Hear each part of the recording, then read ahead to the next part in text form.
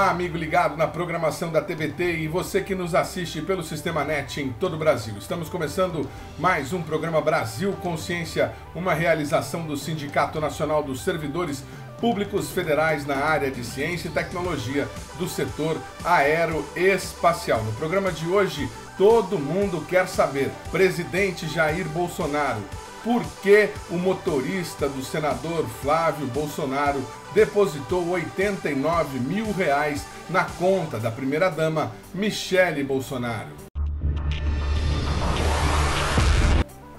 O programa Brasil Consciência de hoje repercute a compra de um microsatélite por parte do Ministério da Defesa para fazer o monitoramento das áreas de floresta na Amazônia. Ouça a opinião da doutora Thelma Krug, vice-presidente mundial do IPCC, pesquisadora aposentada do INPE e considerada uma das maiores autoridades mundiais em mudança do clima e florestas. Veja também a análise da conjuntura política feita pelo Observatório do Clima. E saiba como o satélite Cibers 4A foi usado na investigação da explosão no porto de Beirute. Doutora Thelma, como é que a senhora recebeu a notícia de que o governo está pretendendo investir 145 milhões num satélite que vai ser adquirido, ou seja, não vai ser desenvolvido no Brasil, enquanto o INPE está aí sofrendo com corte de orçamento e vai ter R$0 em áreas importantíssimas de pesquisa lá na OBT, a sua área? Edmond, bom dia para você, ou boa tarde. É um prazer estar aqui com vocês novamente, e principalmente para falar de um assunto que é um assunto sensível, né? É um assunto que merece ser melhor discutido, e principalmente nos tempos de hoje, onde se fala de cortes orçamentários enormes, né? Ou seja, falta dinheiro para tudo e falta dinheiro principalmente para a ciência. Então, Edmond, essa questão do microsatélite, eu sempre falo o seguinte, né? Essa área de satélites, essa área de sensores, ele é uma área muito dinâmica, né?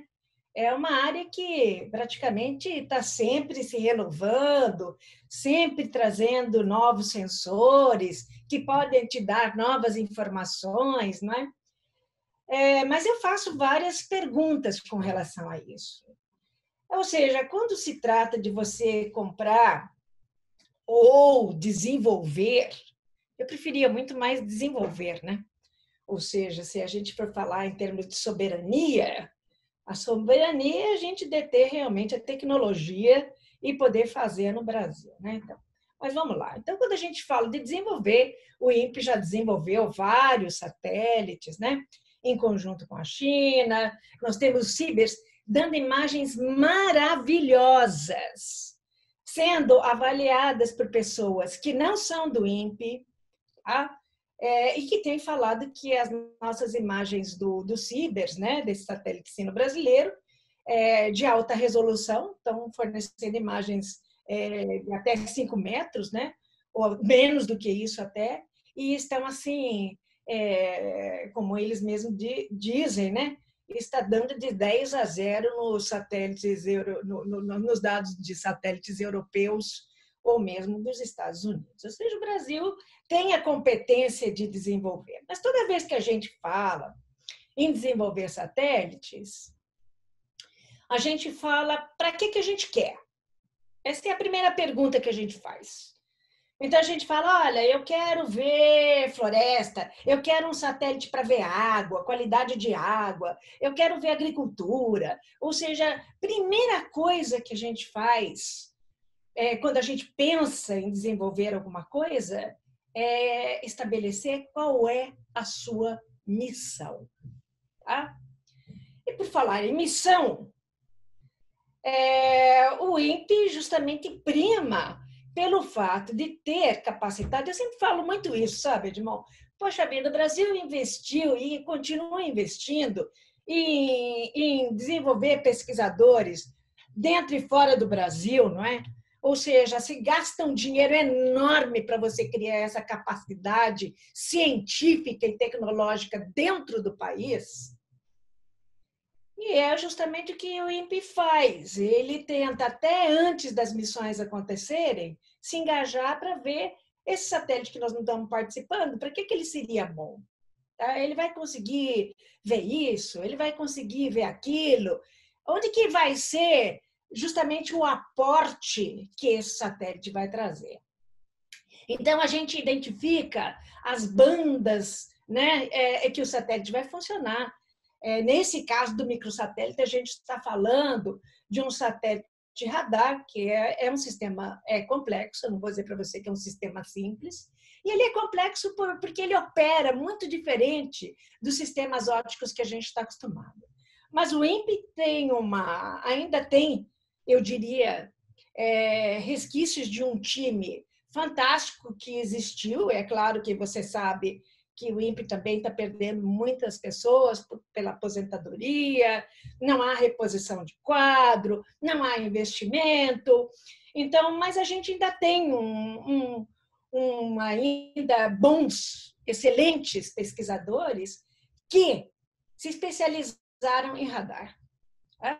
Então, julga-se que no momento de compra de qualquer satélite, que o INPE fosse consultado exatamente para entender qual é o potencial que esse satélite que está sendo, na verdade, essa intenção do governo comprar, se realmente vai atender aos anseios que o governo está colocando em cima dos dados que esse satélite vai captar. Eu entendo, não é, que ele vai ter uma banda X, na verdade, que, na verdade, não serve muito para floresta, não, sabe? Então, a não ser que essas especificações sejam melhoradas, que eu acho improvável, é duvidável, né? que os dados desse microsatélite de radar vão fornecer assim, elementos que nos coloquem assim, na vanguarda, né? da tecnologia que nos permita, então, ter mais dados, né? para a Amazônia. Bom, então, esse é um primeiro aspecto, né, Edmond? Então, será que esse satélite, do jeito que ele foi realmente, da forma como ele é concebido, né, vai oferecer o que a gente precisa? Essa é a primeira questão. Eu não me oponho, não. Eu só acho que merece essa discussão assim bem antes e com gente que realmente, enfim, conhece do assunto profundamente, né? Para isso o pessoal saía para fazer doutorado e tudo mais fora. Interessante isso, doutora Thelma. Enquanto a gente está falando, estou colocando aqui na tela para o nosso telespectador reportagem do portal UOL, que fala exatamente sobre essa questão das bandas, né? Segundo a reportagem, a reportagem apurou aí com alguns especialistas que um satélite desse porte, né, com esse volume de financeiro, 145 milhões, seria da banda X. E para a gente ter alguma coisa diferente ou igual àquilo que a gente já tem, porque a gente pode acessar as imagens gratuitas do Sentinel-1 pelo site da ESA, a gente teria que gastar muito mais para ter um satélite, por exemplo, de banda C, que é o Sentinel. Né? E o que é mais interessante, vou colocar agora para o nosso telespectador ouvir, como houve uma mudança de sentido naquilo que o INPE, naquilo que o governo ou naquilo que a instituição pensava sobre a construção de um satélite SAR. Você confere imagens do Brasil Consciência de 2018, entrevistando o Dr. Galvão, o ex-diretor do INPE, e posteriormente imagens da coletiva quando assumiu o atual diretor, Darton Policarpo. Acompanhe. No convênio que nós temos com a China, nós estamos exatamente no momento discutindo qual vão ser os satélites que iremos desenvolver conjuntamente nos próximos 10 anos. A primeira opção que tem, que inclusive parcialmente veio até dos chineses, é desenvolver um satélite do qual nós não dominamos a tecnologia, que é um satélite baseado em radar. O radar é muito importante porque ele permite o monitoramento, por exemplo, do deflorestamento na Amazônia, mesmo quando tenha nuvens. Esse tipo de satélite nós não sabemos fazer. Então nós propusemos aos chineses desenvolver conjuntamente um satélite desse tipo, mas usando a mesma plataforma que a Amazônia usa, um pouquinho modificado. E eles já aceitaram. Nós vamos celebrar à altura o lançamento do Cibers 4A em dezembro, previsão do dia 17, e as conversas sobre o que vem depois vem logo na sequência. Tá? Existem várias possibilidades abertas e nós estamos conversando com o Brasil. Existe a possibilidade de rompimento do convênio com a China? Não. Veja bem, a cooperação com a China existe há 31 anos e nós vamos continuar, assim, para o melhor do meu conhecimento, nós vamos continuar com a cooperação com a China. A forma como essa cooperação vai acontecer ainda não foi discutida. É que a gente tinha recebido um anúncio anterior de que estavam próximos de assinar um acordo para fazer mais 2 satélites, sendo um deles de tecnologia SAR e um outro de sensoriamento remoto, então, com a China usando a PMN. Não, são possibilidades. Eu não vou dizer para você o que é, o que não é, porque são conversas que estão acontecendo e não estamos lá ainda. Simplesmente o nosso programa espacial não vai parar com o lançamento do Cibers 4A, essa é a boa notícia. Qual que é o prejuízo para o país ou a vantagem, se é que existe, de se comprar um equipamento pronto ao invés de se desenvolver o equipamento aqui no Brasil? Olha, Edmond, essa sempre é uma pergunta delicada, né? Porque você precisa ver onde é que o Brasil está querendo chegar com essa parte de tecnologia espacial. Então, de fato, o ex-diretor do INPE, o Ricardo Galvão, ele tem razão de dizer que o Brasil não detém a tecnologia da construção de um satélite, certo? De radar. Ele detém a tecnologia de pesquisa da pesquisa, no sentido de poder identificar o tipo de banda, o tipo que você precisaria ter para atender às necessidades ou a missão que for definida para esse satélite, né? Então, nesse sentido, eu concordo. Nós não temos, e seria interessante fazer essa parceria, continuar essa parceria com a China, até porque a gente já está com vários satélites, né, que foram construídos, cada vez eles se aprimoram mais. A ideia de nós construirmos com a China um satélite de radar não é nova, ela já vinha desde a época do ex-diretor do INPE, o Gilberto Câmara. Eu me lembro perfeitamente bem dessa proposta naquela ocasião. Me lembro também que a China não demonstrou interesse, até porque a China ela tem uma dinâmica muito diferente, sabe, Edmond? Eles têm muito dinheiro, eles têm muita gente, e eles têm uma capacidade assim enorme. Se você olhar a lista de satélites que a China tem, assim, é uma inveja mesmo, você entendeu? Lança um por mês, né? Não, é impressionante, impressionante. Agora, quando você faz uma parceria, você tem que honrar essa parceria, certo? Então, honrar essa parceria significa você colocar aquilo que você se comprometeu a fazer, e foi muito interessante que, ao longo dessa parceria com a China, a gente começou com uma contribuição tecnológica muito pequena.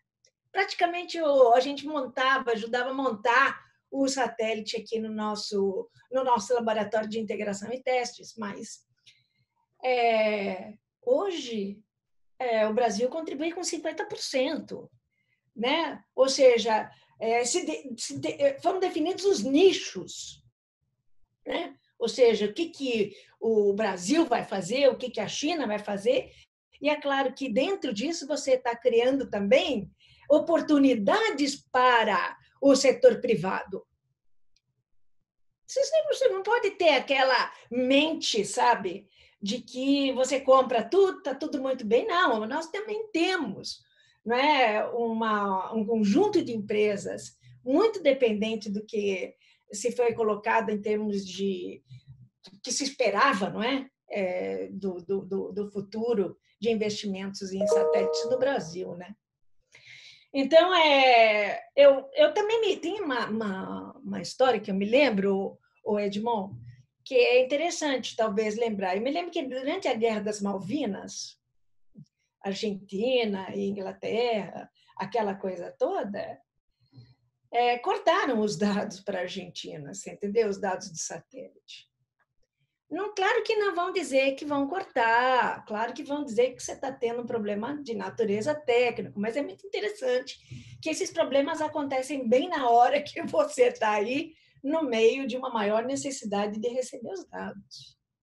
Então, quando a gente fala de a gente ter a soberania, né, de um determinado satélite, é dizer que a gente tem essa capacidade de a gente não sofrer um boicote, independentemente do contrato que você faz, muitas vezes você prefere pagar o que seria, vamos assim dizer, o custo de você não estar honrando o compromisso de contrato, por outras causas. Então, eu sempre lembro muito dessa história, sabe?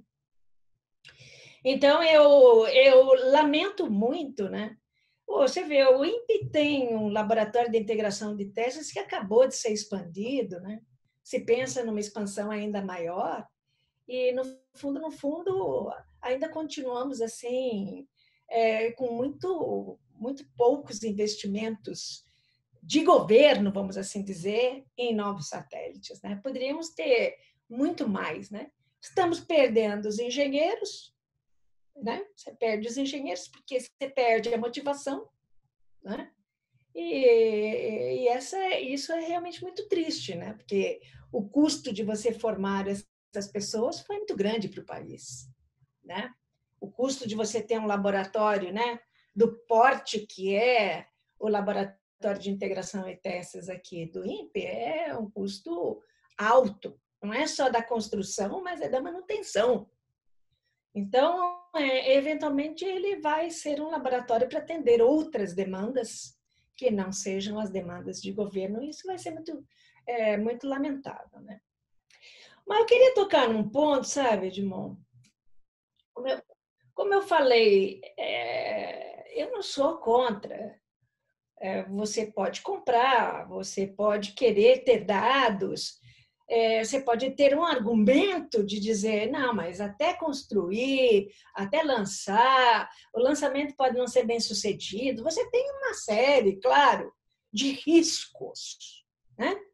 Você pode julgar que seja tão urgente a necessidade de dados que você acaba indo por uma escolha mais rápida, não importa a que custo, tá? Então, acho justo esse argumento.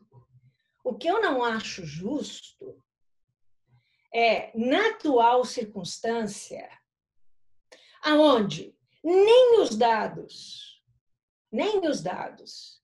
que o INPE, e hoje o Sensipan também trabalha, junto com o DETER Intenso, que é justamente colocando dados de radar, né, no DETER, esse sistema quase que diário, né, se não diário de informações para o governo, para justamente indicar aonde as ações de digitalização deveriam ser canalizadas, né? Poxa, se o governo não está conseguindo digerir nenhuma mínima parte desses dados, para quê que nós precisamos de mais dados? Quer dizer, esse é o problema maior que eu tenho com essa compra. Se, por exemplo, pudessem ter uma discussão pública de dizer, nós estamos gastando 145 milhões com um satélite e não temos dinheiro para fazer fiscalização na Amazônia, então eu acho que alguma coisa está errada nessa lógica. Alguma coisa está muito errada nessa lógica. Muito bem, tá aí, doutora Thelma Krug participou desse trabalho de combate ao desmatamento desde o governo Fernando Henrique Cardoso e que está aí, como todos nós, doente de angústia por tudo isso que está acontecendo no nosso país. Nós vamos para um rápido intervalo e já já a gente volta com uma análise do Observatório do Clima sobre o que está acontecendo no Brasil nesse momento. Eu estou só, não sai daí.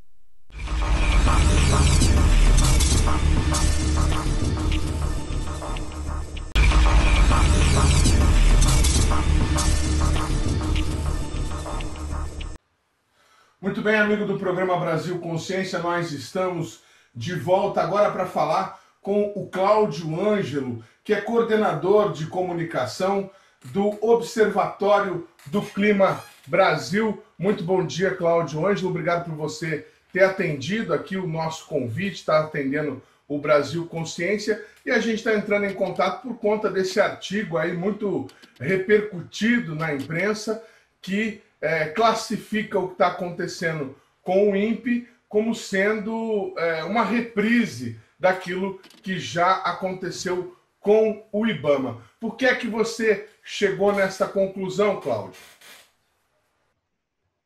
Bom dia a todos. Então, olhando o que vem acontecendo desde até antes do início do governo com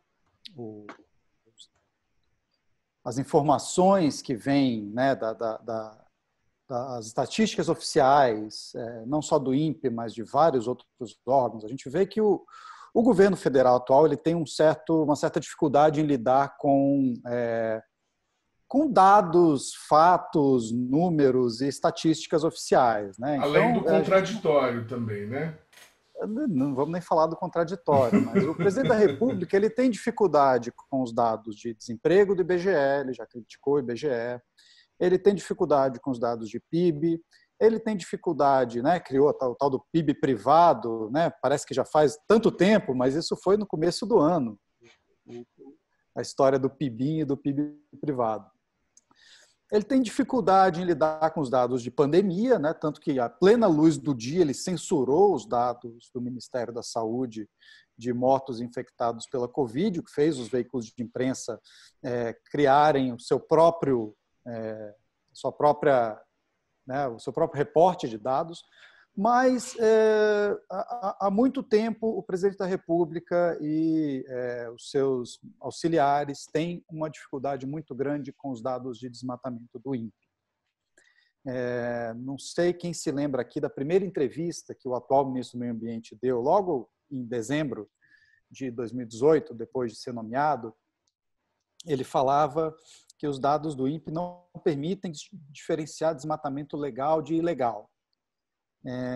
E aí depois, quando o desmatamento começou a subir a partir de maio, houve uma série de questionamentos aos dados do INPE feitos por várias pessoas no governo. Não foi só o ministro do Meio Ambiente, não foi só o presidente da República. O general Augusto Heleno, chefe do Gabinete de Segurança Institucional, a ministra Tereza Cristina da Agricultura, que todo mundo diz que é uma pessoa super razoável, ponderada, que se atém aos fatos, questionou os dados do INPE na volta ali daquela viagem que o Bolsonaro fez para o Japão, para a reunião do G20. Então, não é de hoje que existe esse questionamento aos dados de monitoramento da Amazônia. Também não é só o governo Bolsonaro que questiona, né? Toda vez que o INPE mostra uma coisa que o governo do turno não quer ouvir sobre desmatamento na Amazônia, esse governo tenta fazer alguma coisa a respeito, né? A última tentativa, a gente teve uma tentativa no governo Temer, quando se tentou criar um sistema do B ali para substituir o DT dentro do IBAMA, num edital esquisito, que teve tanta repercussão que acabou sendo enterrado.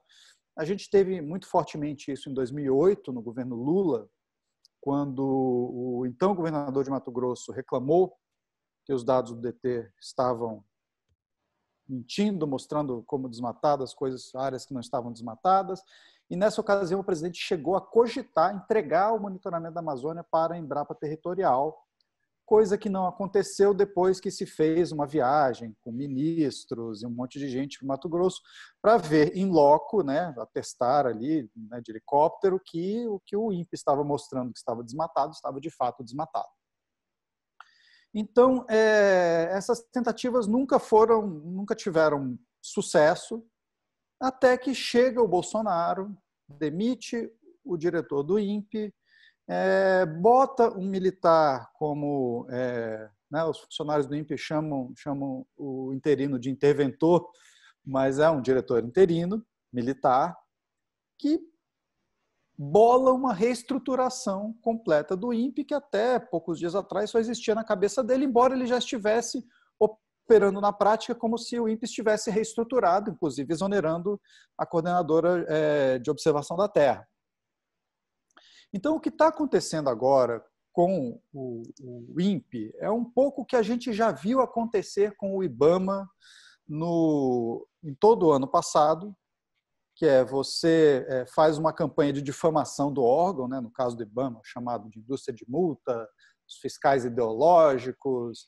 Já falei para o Ricardo Salles para meter a foice no IBAMA, porque eu não quero xiita lá. É tudo comunista, xiita, ideológico, né? Esse governo ele tem a maneira padrão de tratar justamente o que você estava falando, o contraditório, né, o dissenso, como bota todo mundo na caixinha da esquerda ideológica, inimiga do Brasil, que é exatamente como os regimes tirânicos ditatoriais operam, né?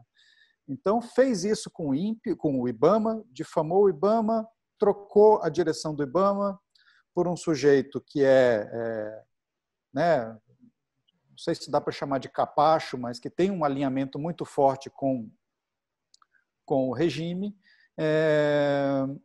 e começa a fazer várias mudanças burocráticas internas que acabam meio que desmobilizando os funcionários, desmobilizando o órgão, que foi o que a gente viu acontecer com o IBAMA. E depois dessas mudanças começa a vir corte de recurso, e depois do corte de recurso, aí você entrega a função do órgão para algum órgão militar. A gente viu acontecer com o IBAMA lá com a operação, né, de garantia de lei e ordem na Amazônia, cuja coordenação foi entregue ao Exército, e agora a gente vê uma ameaça que nunca, né, deixou de estar presente, mas que agora ela parece estar um pouco mais acentuada, de ter órgãos militares duplicando funções do INPE. Então, eu acho que existe um paralelo forte, sim. Enquanto a gente está conversando aqui, eu vou compartilhar a tela, vamos ver se eu consigo. Esse artigo que a gente está se referindo, ao qual o Cláudio é o autor, ele foi publicado pelo blog Direto da Ciência. Estamos colocando na tela ali, tem a foto do diretor do INPE, o Dr. Policarpo Damião, e o artigo traz essa cronologia, vamos dizer assim, dos ataques que o INPE vem sofrendo, mesmo antes da posse do presidente Jair Bolsonaro. O Cláudio lembrou aí as declarações antes da entrevista. Estamos aqui mostrando em detalhe aquele momento de julho de 2019, quando o DT registrou aquela alta de 91%, em que se cogitou comprar imagens caras de um outro sistema para fazer uma espécie de contraponto do DT. Essa ideia foi por terra, mas logo a seguir, vocês vão ver no artigo, vocês que quiserem acessar, aconteceu então a exoneração do Ricardo Galvão, depois que ele sentiu, obviamente, que ele estava sendo fritado, e aí não permitiu ser fritado com honras, como aconteceu com o Joaquim Levy, por exemplo, e reagiu. Mas o que o artigo tem de interessante, além de toda essa cronologia, essa questão do satélite sem viés ideológico. Cláudio, muito feliz a definição que você encontrou para esse novo satélite, um satélite sem viés ideológico, 145 milhões, que todo mundo já sabe, para uma constelação, um satélite da constelação finlandesa.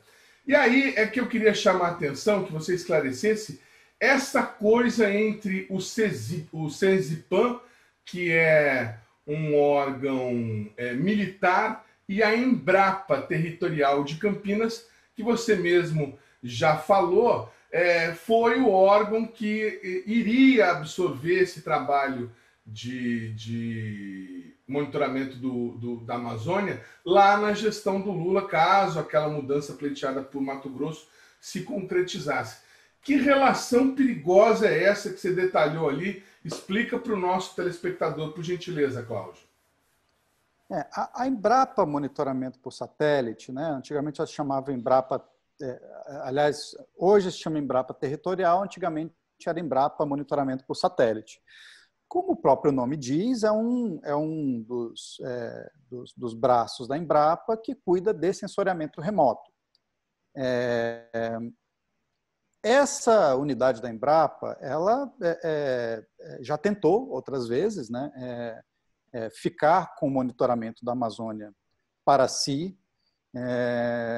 Isso não me parece uma boa ideia, porque a Embrapa ela é um braço do Ministério da Agricultura, né, é um órgão vinculado ao Ministério da Agricultura.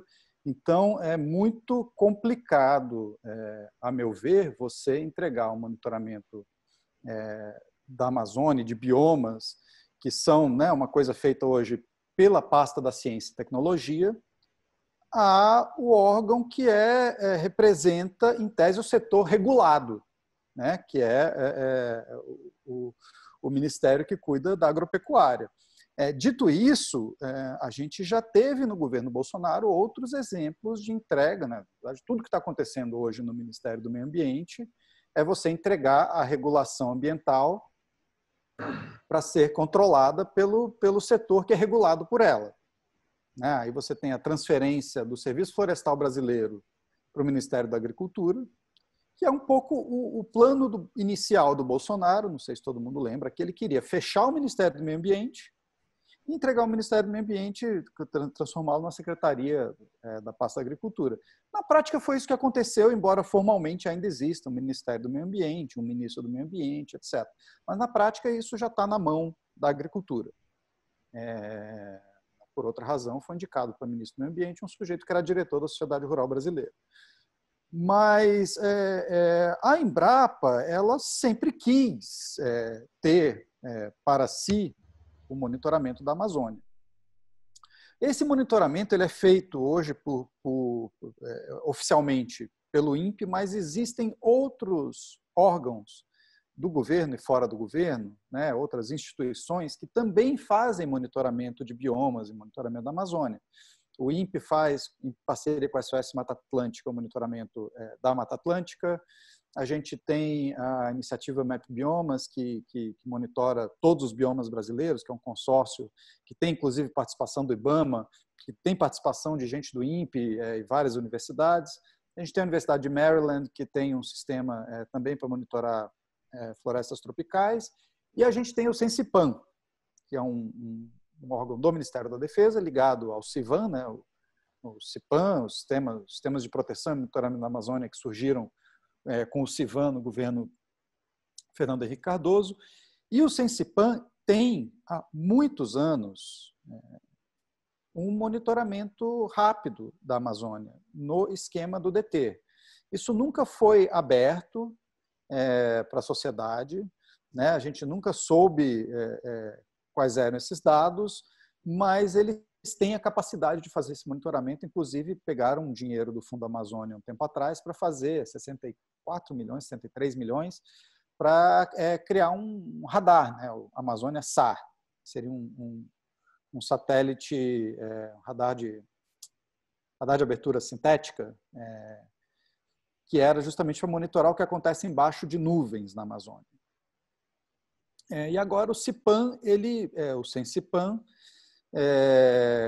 sai essa notícia aí de que está querendo gastar 145 milhões sem licitação, né? A princípio era sem licitação, para adquirir radar de abertura sintética, primeiro que é muito estranho isso acontecer vindo de um órgão que já teve um dinheiro do Fundo da Amazônia para adquirir exatamente esse tipo de serviço, para fazer exatamente isso, monitorar o que acontece na Amazônia embaixo de nuvens. Ao mesmo tempo, o Sensipan faz um convênio com a Embrapa Territorial para aquela Embrapa Territorial para criar sistemas, né, metodologias de monitoramento da Amazônia para embasar políticas públicas. de duas uma. Ou se está criando uma coisa, uma duplicação inútil de funções, porque monitorar a Amazônia para embasar políticas públicas é o que o INPE faz desde 1988, ou se está querendo substituir o INPE nesse trabalho. A gente, a esta altura dos acontecimentos, não tem como saber o que, de fato, está por trás desse convênio. Mas que cheira peixe, cheira. Né? Interessante isso que o Cláudio está falando. Vamos mostrar, vou compartilhar aqui na tela para vocês. Esse é o site do Senzipan, uma notícia de 2019, era a apresentação do projeto Amazônia SAR, né, o radar de abertura, o satélite radar que ia observar o desmatamento mesmo com a questão das nuvens, né? E aí você observa, olha, já tinha sido disponibilizado, está aqui nesse parágrafo, o projeto Amazônia SAR foi aprovado pelo Banco Nacional de Desenvolvimento Econômico e Social, o BNDES, com recursos não reembolsáveis do Fundo Amazônia, ou seja, ninguém ia precisar repor o recurso, é quase que a fundo perdido.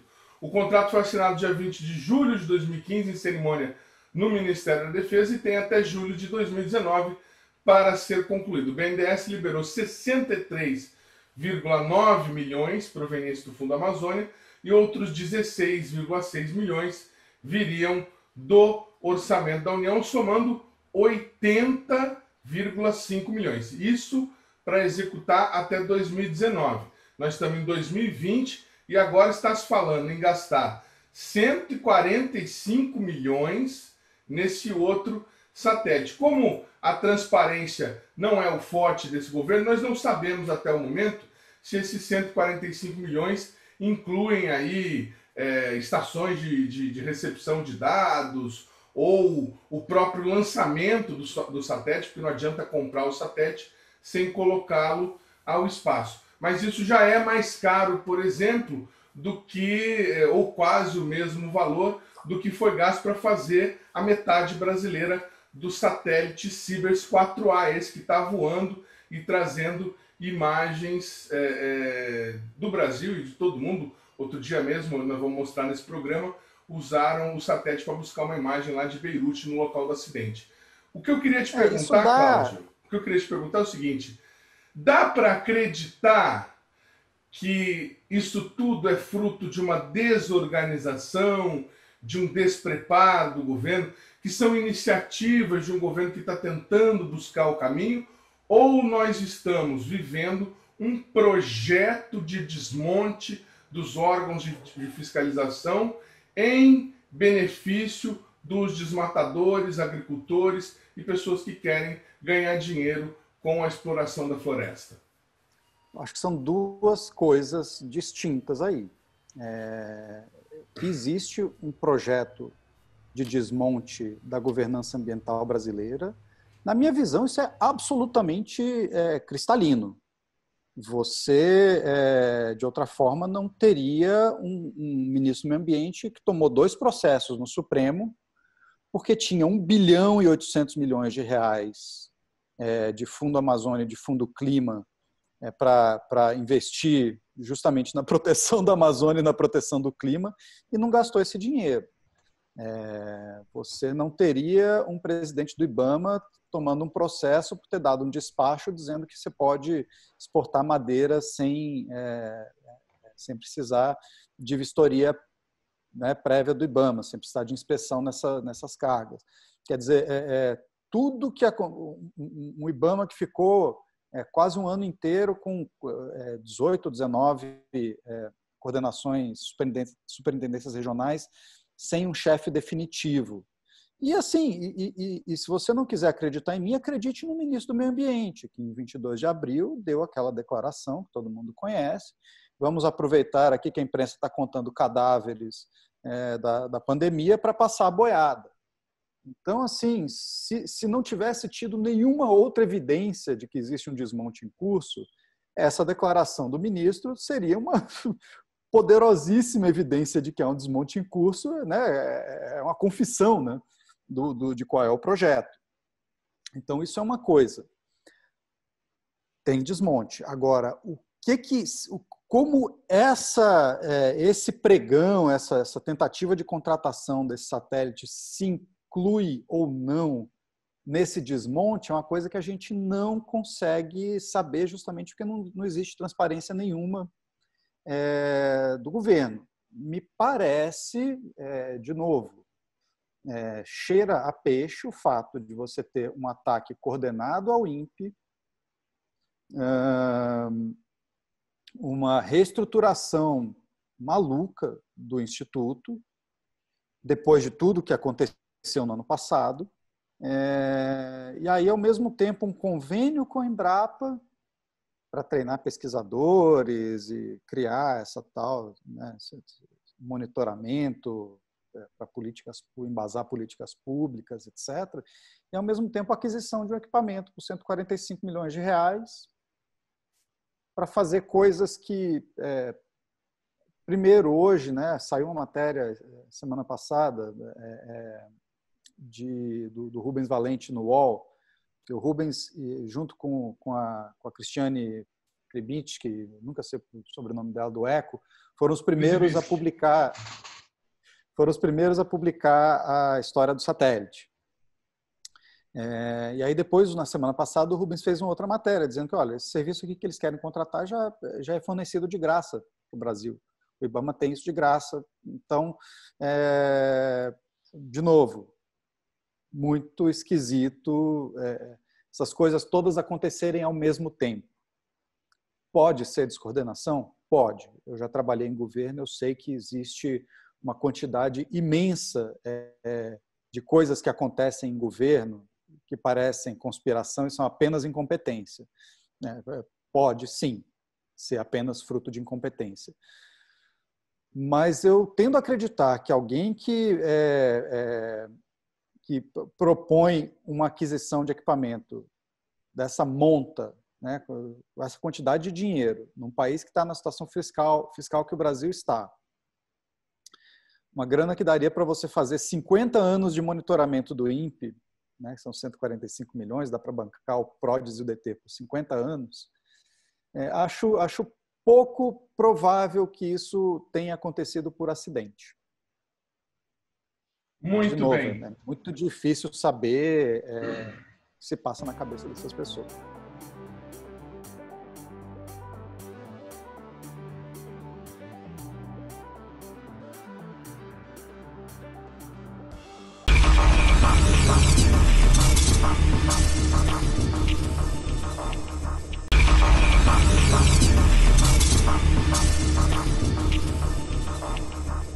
A página oficial do INPE divulgou imagens obtidas pelo satélite brasileiro Sibers 4A, aquele lançado no último mês de dezembro do ano passado, da região do local exato onde ocorreu a explosão no porto de Beirute. Nós vamos conversar agora com o tecnologista sênior Laércio Namikawa. É isso, Laércio? Laércio Namikawa?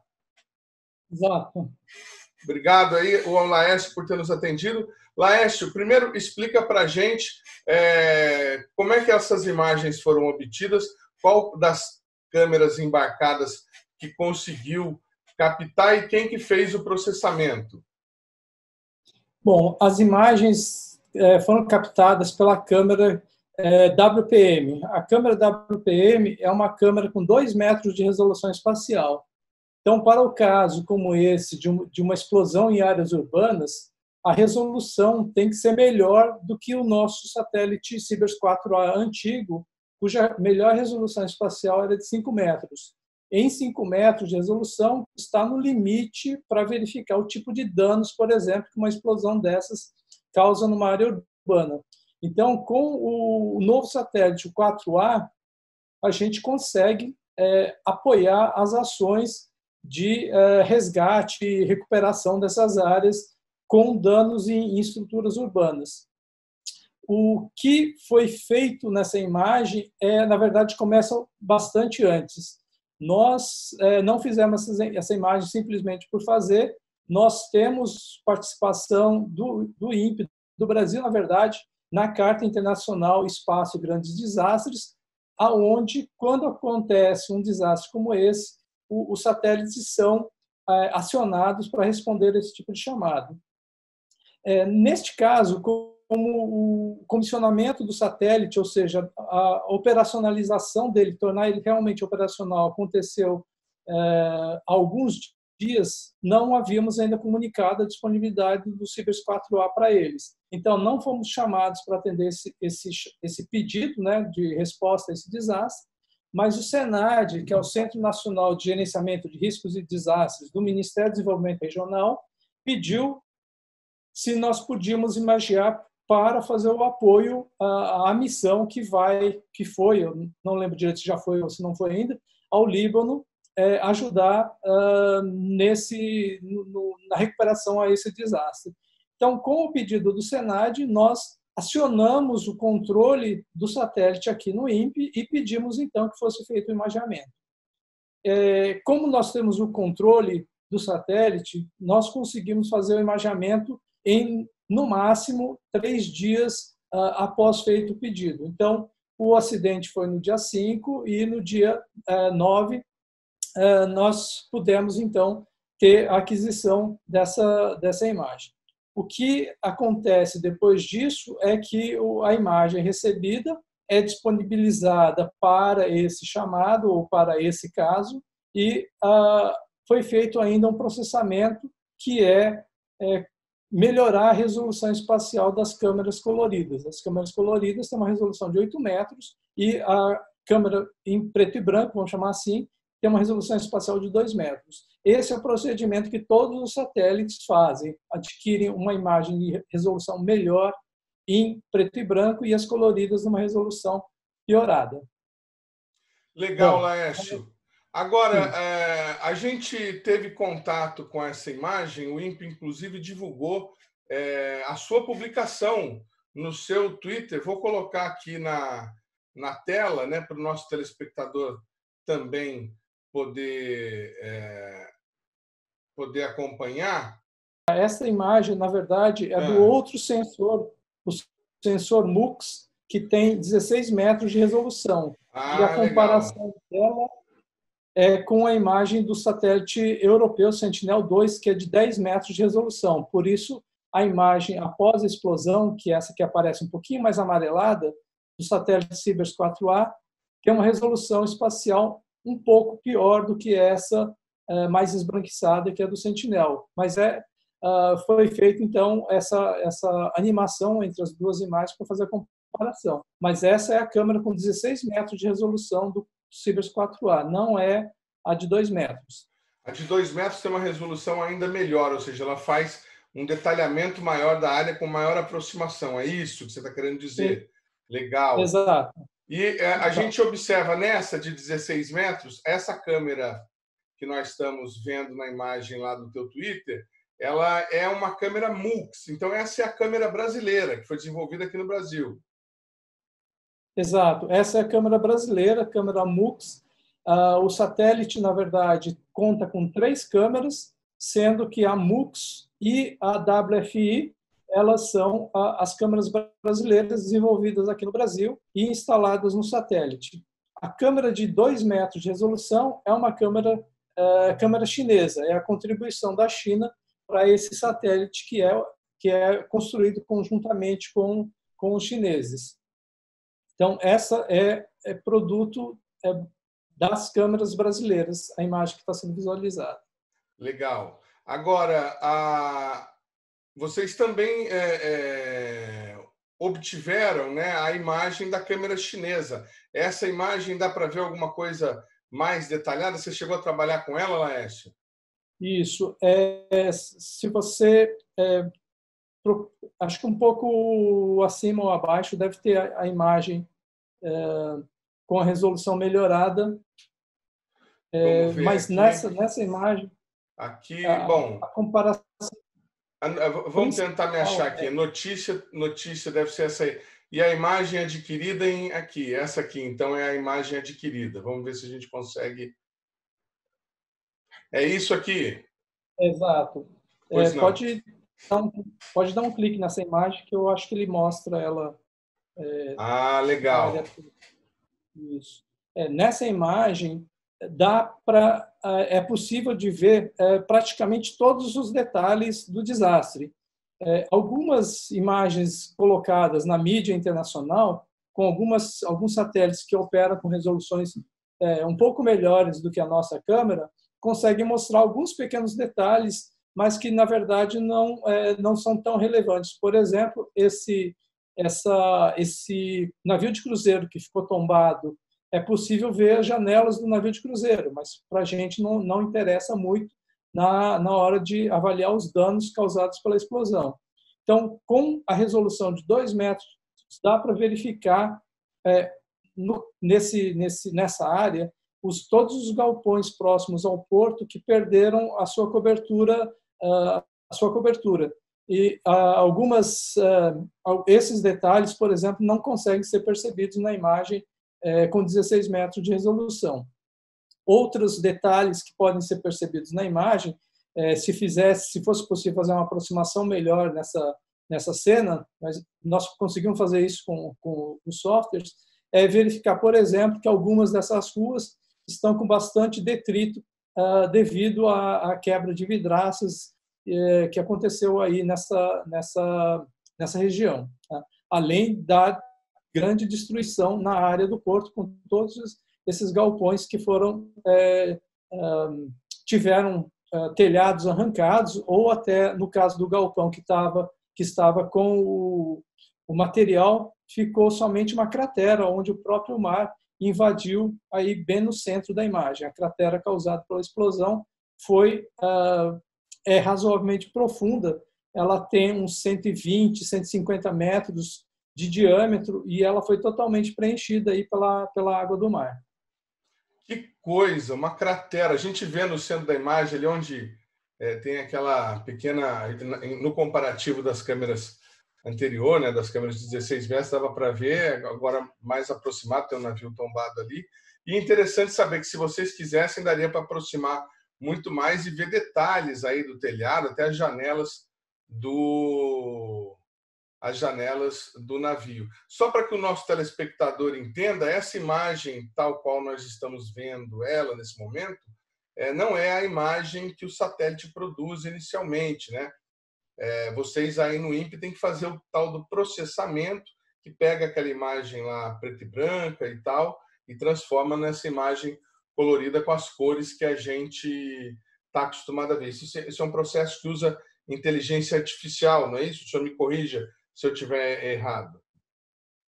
Na verdade, o procedimento é relativamente simples. A gente não precisa apelar para algoritmos de inteligência artificial. Nesse caso, o que acontece é que, devido à própria física dos sensores, a aquisição em cores não se consegue fazer com uma resolução espacial tão boa tanto quanto uma imagem com sensor em preto e branco. Então, a imagem em cores, né, na cor verde, vermelho e azul, elas são adquiridas numa resolução de 8 metros e depois, num procedimento, num algoritmo relativamente, vamos chamar de relativamente simples, sempre de inteligência artificial, esses dados nós chamamos de fusão. Fusionamos a imagem com o detalhe da resolução espacial de 2 metros da imagem preto e branco. Então, basicamente, é um processo onde a gente leva a resolução de 2 metros da imagem preto e branco para as cores da imagem de 8 metros. Muito interessante. Muito bacana saber que o Brasil tem capacidade de fazer isso. O Brasil já tinha fornecido imagens para esse convênio anteriormente, ou só agora com o Cibers 4A que nós podemos? Tem alguma coisa a ver, como o senhor já falou, com relação à questão da resolução, né? Os 2 metros, que antes o satélite anterior não era dotado. Mas, para outros casos, nós já fornecemos imagens de satélite para eles? Sim, nós estamos dentro da Carta Internacional, dessa cooperação, desde 2011. Acontece que logo após nós entrarmos na cooperação internacional com o satélite Sibers 2B, o satélite venceu o tempo de vida dela e parou de operar. Então, ficamos esperando o Sibers 4. O Sibers 3, na verdade, que teve falha no lançamento, e depois o Sibers 4. E a partir de 2017, então, começamos a fornecer as imagens do Sibers 4. No caso da cooperação internacional, para cada tipo de desastre, uma classe de imagens é requisitada. Então, para eventos como, por exemplo, desse tipo, nós não conseguimos atender a esses requisitos. Mas desde 2017 nós atendemos pedidos, principalmente no caso de enchentes, de cheias e deslizamentos de terra, e também no caso de avaliação de queimadas em áreas florestais. Então, desde 2017, nós fornecemos várias imagens. Para quem estiver interessado, vocês podem procurar Disasters Charter, né, ou Carta Internacional Espaço e Grandes Desastres, e dentro dessa página tem um link, você pode achar um link para as contribuições de cada um dos satélites. Não é muito simples de explicar por áudio aqui, mas é possível de ver todas as contribuições que foram feitas e que foram utilizadas para a resposta a alguns desses desastres, principalmente enchentes e queimadas, que é onde a classe de imagens de 10, 20, 50 metros de resolução são bastante úteis. Muito legal, muito obrigado aí ao Laércio, tecnologista sênior lá do INPE, da DPI, pelas informações, por nos atender, e bom trabalho aí, que esse trabalho e esse satélite possam ainda ajudar bastante o Brasil e até, quem sabe, outros países. Obrigado, Laércio, um abraço. Obrigado. A gente vai ficando por aqui. Você que acompanha a nossa programação e quiser conhecer mais os outros programas produzidos pela Rádio do CineCT, está aí a nossa página no Facebook. Você que gosta de saber tudo o que acontece no Brasil Consciência, ver os nossos programas anteriores, está aí também para você na tela nesse momento, nosso canal no YouTube. Dúvidas, críticas, sugestões, reclamações, nosso e-mail está aí para você poder puxar a nossa orelha. A gente vai ficando por aqui e volta na semana que vem com mais informações inéditas para você. Obrigado pelo carinho da sua audiência e pela sua companhia. Tchau!